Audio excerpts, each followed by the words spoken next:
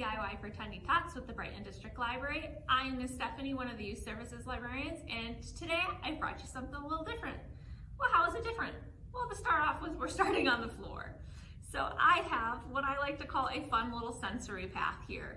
I've chosen to do 3 different materials. You can do whatever you have laying around your house, but today I have aluminum foil, bubble wrap, and sticky contact paper.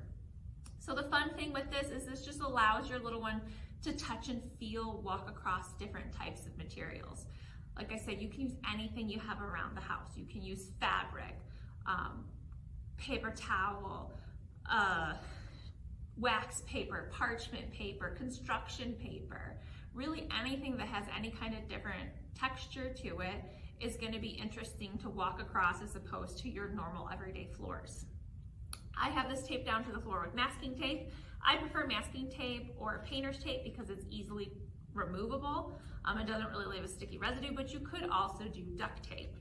Just watch your little one if they have working on that pincer grasp or have a really good pincer grasp, they might try to peel the tape up. But that in itself is another fun skill they can work on. So not also a bad thing. So the fun thing with this is it works for our tiniest tots who are working on tummy time up to our walking age kiddos. So for our tiny tots, you can put them on a tummy time pillow if you'd like to, or you can put them straight down on it.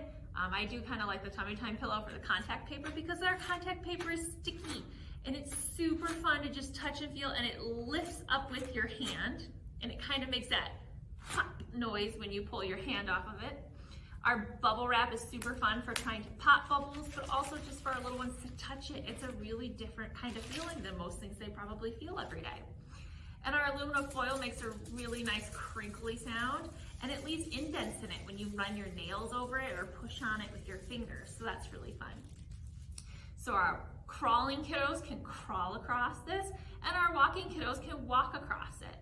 If you've got walking kiddos, I'd recommend letting them jump on the bubble wrap. See if they can pop any of the bubbles that way, or work on using that pointer finger to pop out any of the bubbles. So I hope you get to enjoy this fun, simple DIY activity with your kiddos at home.